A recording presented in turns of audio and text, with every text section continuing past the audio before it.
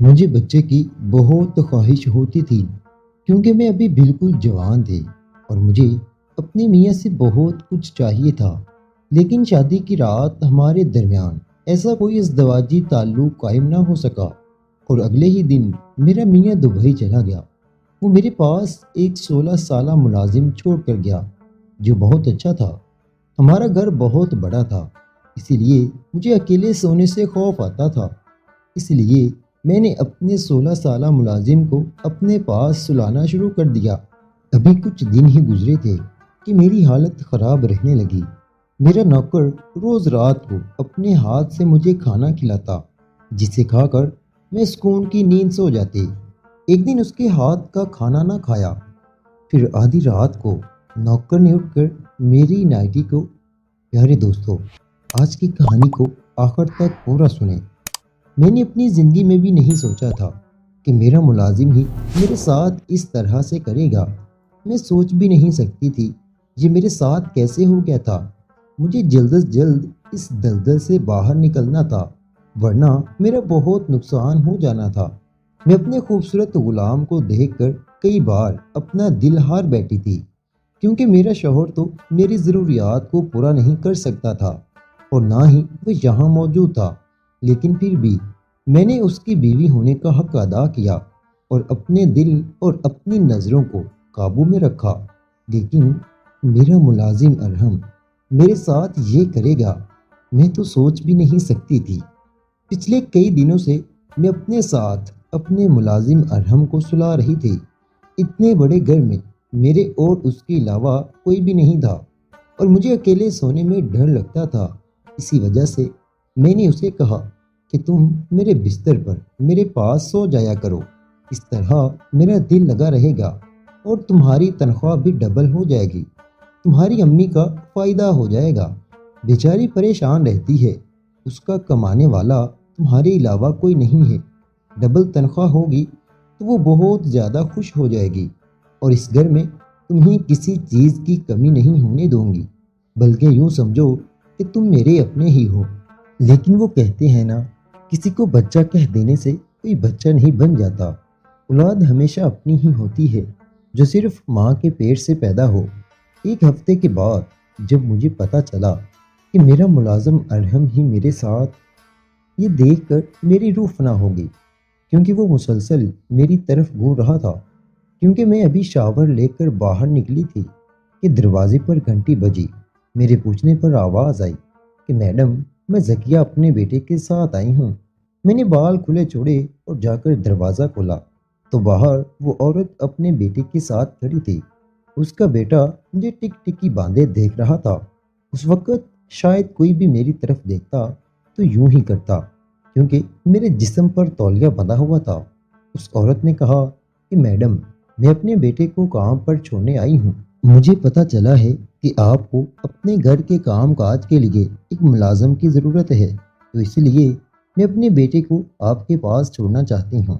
Madam, یہ میرا بیٹا ہے اور کبھی آپ کو شکایت کا موقع نہیں دے گا۔ آپ جو کہیں گی ویسا ہی کرے گا۔ وہ عورت یہ بول کر چلی گئی اور اپنے بیٹے کو سختی سے بولی کہ میڈم کا ہر طرح سے خیال رکھنا۔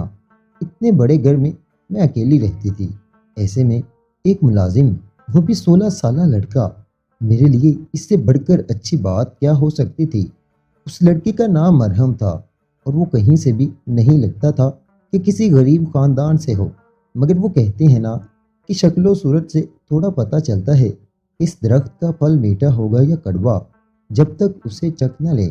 وہی مثال انسان کے لیے ہے کہ ظاہری حلیے سے کسی کا کچھ نہیں پتہ چلتا۔ کئی ایسے لوگ ہوتے ہیں جو ظاہری طور پر تو غریب لیکن حقیقت میں کافی اچھے بھلے ہوتے ہیں۔ خیر، ارحم کو میں نے گھر کا کام کاج سمجھا دیا اور خود اپنے کمرے میں چلی آئی۔ ایسے ہی وقت گزرنے لگا۔ ارحم مجھے بہت اچھا لگتا تھا، وہ میرے سبھی کام کرتا تھا اور وہ رات کو دیر سے ہی گھر جاتا تھا۔ اس کی تنخواہ میں نے الگ سے لگائی تھی اور میں ارحم کی طرف سے بالکل بے فکر تھی کیونکہ وہ اپنے کام سے کام رکھتا تھا۔ ایک دن میں اپنے کمرے میں کپڑے تبدیل کر رہی تھی کہ اچانک ارحم کمرے میں آ گیا۔ میں اسے اچانک اپنے کمرے میں دیکھ کر چونک گئی کیونکہ اس وقت میں کپڑے تبدیل کر رہی تھی۔ وہ میرے تمام نظارے دیکھتے ہی فوراً باہر چلا گیا۔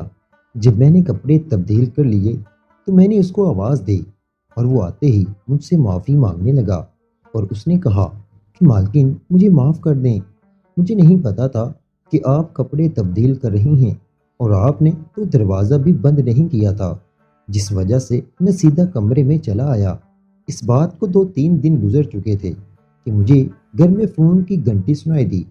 میرے علاوہ اس گھر میں موبائل ارحم کے پاس ہو سکتا تھا، کیونکہ ارحم کے علاوہ تو گھر میں کوئی بھی نہیں تھا، اور وہ موبائل ارحم کا ہی تھا۔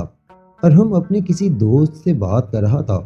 میں نے جب اسے بلایا اور کہا کہ تمہارے پاس یہ موبائل کہاں سے آیا، تو اس نے کہا کہ میری امی نے لے کر دیا ہے۔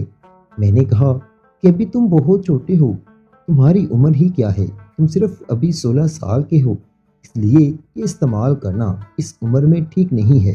اس نے کہا کہ مالکن آج کل تو 12-14 سال کے بچے کے پاس فون ہوتا ہے، آپ کس زمانے میں رہ رہی ہیں؟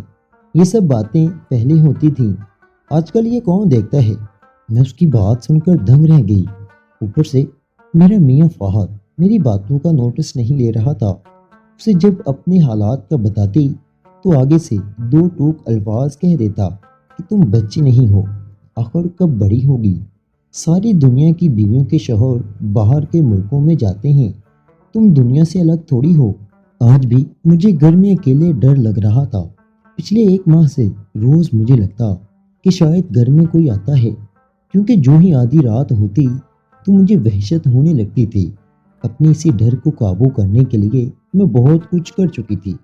صبح ہوتے ہی اپنی سہیلی علینا کو گپ شپ کے لیے بلا لیتی، شام کے وقت کالونی میں بنے جم میں چلی جاتی تھی، مگر کوئی افاقہ نہیں ہو رہا تھا۔ آج میں نے سوچ لیا تھا کہ میاں کا فون آتے ہی انہیں سب بتا دوں گی کہ اتنے بڑے گھر میں رہنا کتنا مشکل ہے۔ خود تو وہ دبئی رہتے تھے اور مجھے یہاں اس گھر میں قیدی بنا کر چھوڑ گئے تھے۔ شادی کو لے کر میں نے بہت سارے خواب دیکھ رکھے تھے۔ میں شروع سے ہی ایک رومانٹک لڑکی تھی۔ میں ہمیشہ یہ سوچتی تھی کہ میرا ہونے والا میاں بھی میری طرح رومانٹک ہوگا۔ میں ساری رات اس سے باتیں کیا کروں گی، اور جب کبھی ہم دونوں باتیں کرتے تھک جائیں گے تو پھر ایک دوسرے کی باہوں میں ہی سو جائیں گے۔ مگر جب شادی ہوئی تو میرا میاں اس کے الٹ تھا۔ وہ رومانس سے کوسوں دور تھا۔ ایک عورت کی ضروریات پیسہ، کپڑے، جوتے ہی نہیں ہوتے، بلکہ اس کے علاوہ بھی بہت کچھ ہوتا ہے جسے پورا کرنا ایک میاں کا فرض ہوتا ہے۔ اور شادی کی پہلی رات کو لے کر میری سہیلیوں نے مجھے اتنا کچھ سکھایا تھا کہ میں سب کو لے کر بہت زیادہ پرجوش تھی کہ میاں کو کس طرح سے خوش کیا جائے۔ شادی کی پہلی رات ہی میرے میاں نے مجھے کہا کہ میں جانتا ہوں تم نے بہت سارے خواب سجا رکھے ہوں گے، لیکن میں ایسا آدمی ہرگز نہیں ہوں کہ تمہاری ہر چھوٹی بڑی اور خاص کر اس ضرورت کا خیال رکھوں۔ تمہیں کبھی پیسے کی کمی نہیں ہوگی، بس تمہیں میرے مطابق چلنا ہوگا۔ ہم دونوں دنیا والوں کی نظر میں تو میاں بیوی ہوں گے، لیکن ہمارا آپس میں ایسا کوئی تعلق نہیں تھا جس سے یہ ثابت ہو کہ ہم دونوں میاں بیوی ہیں۔ میاں کے اس قدر سخت الفاظ نے مجھے اندر تک چھلی کر دیا تھا۔ میں اپنی قسمت کو رو رہی تھی کہ میرے ماں باپ نے یہ مجھے کس کے ساتھ باندھ دیا، کیونکہ پیسہ ہی سب کچھ نہیں ہوتا، اس کے علاوہ جسم کی بنیادی ضرورتیں بھی ہوتی ہیں۔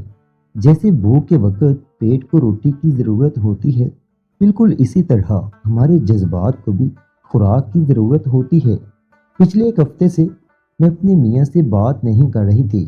وہ مسلسل مجھے فون کرتے، لیکن میں ان کا فون نہیں اٹھا رہی تھی۔ تنگ آ کر اگلے ہفتے میں نے ان سے کہا کہ آج کے بعد مجھے فون نہ کریے گا۔ آپ شادی کے اگلے دن ہی دبئی واپس چلے گئے تھے، مجھے اپنی نکاح میں اور اس گھر میں باندھ کر اب تو اپنی ذمہ داری سے فارغ ہو گئے تھے، لیکن میرے جذبات، میری محبت اور میری زندگی کا کیا؟ میری بھی تو کچھ جسمانی ضرورت تھی، مجھے بھی تو بچوں کی شدید تمنا تھی، لیکن آپ نے تو کبھی اس طرح میرے بارے میں سوچا بھی نہیں۔ میرے میاں نے کہا کہ تم پریشان نہیں ہو، میں 3 ماہ کے بعد واپس آ رہا ہوں۔ دراصل مجھے دبئی میں کچھ ایمرجنسی تھی جس کی وجہ سے مجھے اچانک آنا پڑا، لیکن تم بالکل بھی فکر نہیں کرو، میں جلد ہی آ جاؤں گا۔ تم ایسا کرو کہ ارحم کو اپنے پاس سلا لیا کرو، وہ روز رات کو تمہارے پاس سو جایا کرے گا، اور وہ تو بچہ ہے، تمہیں اس سے کسی قسم کی گھبراہٹ بھی نہیں ہوگی، اور ہاں، وہ 24 گھنٹے تمہارے ساتھ ہی رہا کرے گا۔ اس طرح تمہارا دل بھی لگا رہے گا اور اسے بھی ساتھ مل جائے گا۔ وہ بڑا نیک بچہ ہے، تمہیں کبھی بھی پریشانی کا سامنا نہیں کرنا پڑے گا۔ میاں کی بات سنتے ہی اگلے دن میں نے ارحم کی ماں کو کمرے میں بلا لیا اور اسے کہا کہ اب سے ارحم 24 گھنٹے یہیں رہے گا اور اس کی تنخواہ ڈبل ہوگی۔ اس کی ماں کو کوئی مسئلہ نہیں تھا، اس لیے وہ جھٹ سے مان گئی۔ اس نے اپنے بیٹے ارحم کو کہا کہ آج کے بعد تم نے یہیں پر رہنا ہے، اس لیے اپنی مالکن کو خوش رکھنا۔ میں نے کہا کہ تمہارا خوش کرنے سے کیا مطلب ہے؟ تو اس کی ماں نے کہا کہ مالکن کچھ نہیں، بس میں یہ کہہ رہی تھی کہ وہ آپ کا کہنا مانا کرے اور آپ کی کوئی بھی بات نہ ٹالے۔ مجھے ایسا لگا تھا جیسے اس کی ماں کچھ کہتے چپ ہو گئی تھی۔ اس کے بعد ارحم کی امی گھر سے چلی گئی۔ ارحم اب یہیں پر میرے پاس رہتا سوتا تھا۔ وہ میرا پہلے سے زیادہ خیال رکھتا تھا، لیکن خیال رکھنے کے ساتھ ساتھ وہ موبائل کا استعمال بہت زیادہ کرتا تھا۔ کئی بار میں اسے منع کر چکی تھی کہ اس عمر میں فون کرنا اچھی بات نہیں ہے، لیکن وہ میری بات کو ایک کان سے سن کر دوسرے کان سے نکال دیتا تھا۔ ایک دن میری طبیعت بہت زیادہ بگڑ گئی تھی۔ میں نرس کے پاس گئی تو نرس نے کہا کہ آپ کو آرام کرنے کی ضرورت ہے، آپ کسی بات کا بہت زیادہ سٹریس لے رہی ہیں جس کی وجہ سے آپ کی طبیعت بگڑ رہی ہے۔ میری حالت بہت عجیب ہو چکی تھی، مجھے سمجھ نہیں آیا کہ آخر میرے ساتھ کیا ہوتا ہے۔ ارحم اکثر رات کا کھانا باہر سے ہی لے کر آتا تھا، لیکن حیرت کی بات یہ تھی جب میں کھانا کھاتے تو فوراً میرا سر بھاری ہونے لگتا۔ اس کے بعد مجھے کوئی ہوش نہیں رہتا تھا کہ یہ میرے ساتھ کیا ہو رہا ہے، میں کہاں پر ہوں۔ مسلسل میرے ساتھ ایسا ہی ہوتا تھا۔ ایک دن میں نے ارحم سے کہا کہ ارحم، آج کے بعد تم باہر سے کھانا نہ لے کر آنا، کیونکہ مجھے باہر کا کھانا اچھا نہیں لگ رہا، اور جب میرے میاں کو پتہ چلے گا تو وہ بھی مجھے غصہ ہوں گے کہ کتنی بار کہا ہے کہ کھانا ہمیشہ گھر پر بنایا کرو۔ آج کے بعد میں گھر پر ہی کھانا بناؤں گی۔ یہ بات سنتے ہی ارحم کا چہرہ پھیکا پڑ گیا۔ اس نے کہا کہ نہیں مالکن، آپ پریشان نہ ہوں، میں اپنی ماں سے کہتا ہوں وہ روزانہ رات کا کھانا بنا دے گی۔ آپ بیمار رہتی ہیں، آپ کو نرس نے کہا ہے کہ آپ آرام کریں، اس لیے آپ کو چاہیے کہ آپ کسی بات پر بھی دھیان نہ دیں بلکہ آرام کریں تاکہ آپ جلد از جلد ٹھیک ہو جائیں۔ ارحم کا میرا یوں فکر کرنا مجھے بہت اچھا لگتا تھا۔ میں سوچتی تھی کہ کاش جس طرح میں رومانٹک تھی اسی طرح میرا میاں بھی ہوتا۔ میں نے ایک دن ارحم سے کہا کہ ارحم، تم شادی کے بارے میں کیا سوچتے ہو؟ تم نے کبھی سوچا ہے کہ تمہاری بیوی کیسی ہونی چاہیے؟ تو ارحم نے مجھے بڑا ہی عجیب سا جواب دیا۔ اس نے کہا مالکن، میں چاہتا ہوں کہ میری بیوی آپ جیسی ہاٹ ہو اور بہت ہی زیادہ خوبصورت ہو۔ میں نے کہا اچھا، کیا میں تمہیں خوبصورت لگتی ہوں؟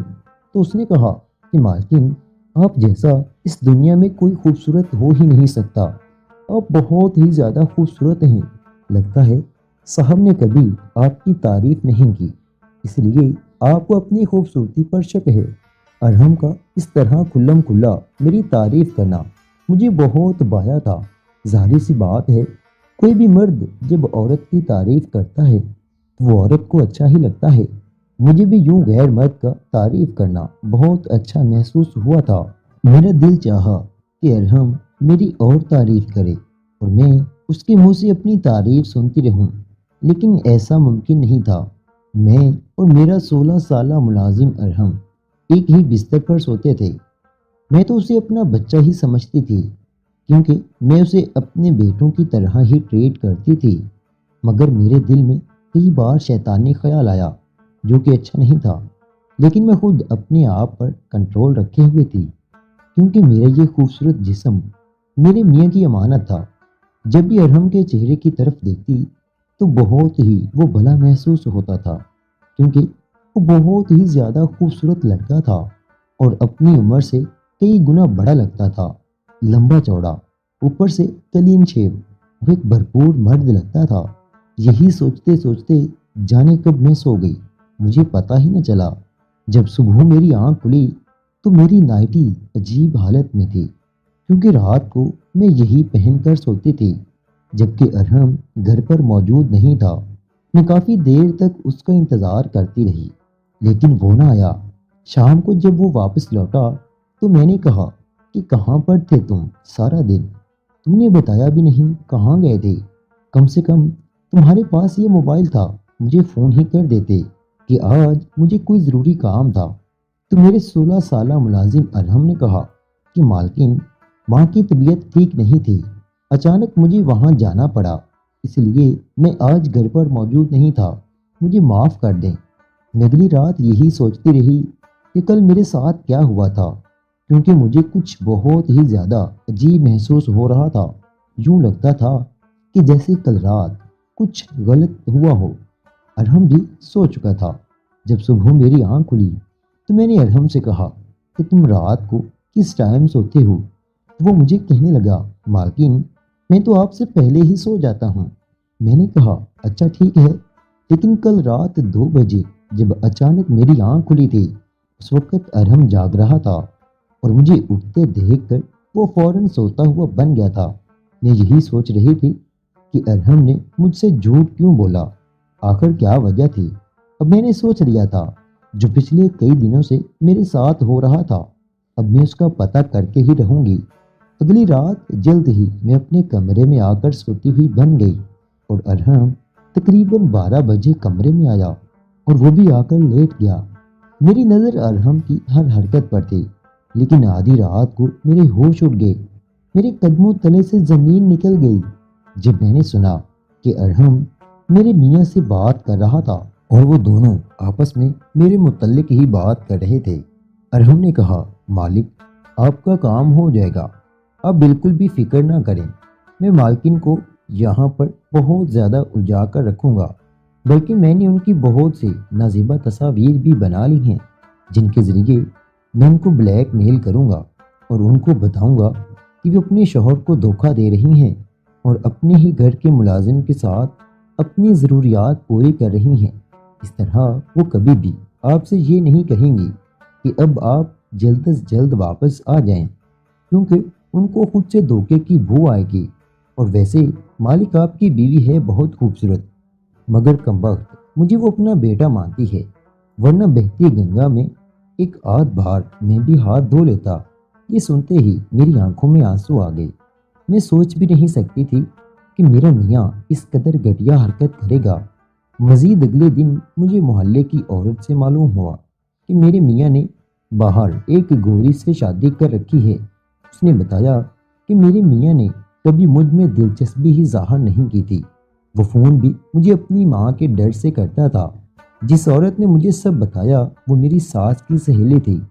اگلے دن ہی میں نے اپنے ملازم ارحم کی چھٹی کروائی، کیونکہ وہ میرے لیے ایک نوکر سے بڑھ کر ایک نامحرم تھا جس کا خیال میں نے کبھی نہیں کیا تھا۔ میں تو اسے بچہ سمجھتی تھی، لیکن وہ بچہ نہیں تھا، کیونکہ مجھے پتہ چل چکا تھا کہ موقع ملتے ہی وہ مجھ سے اپنا مطلب نکال سکتا ہے۔ میری تمام ناظرین سے یہی گزارش ہے کہ اپنی بیٹیوں کے رشتے کرتے وقت ان کا سسرال اچھے سے چھان لیں، تاکہ میری طرح کل کو آپ کی بیٹی کی عزت داؤ پر نہ لگ جائے اور کل کو آپ کی بیٹی کسی نہ محرم کا سہارا لے کر خود کو برباد نہ کر بیٹھے۔ پیارے دوستو، مزید سبق آموز کہانیاں سننے کے لیے ہمارے چینل کو فوراً سے سبسکرائب کر لیجئے۔ شکریہ۔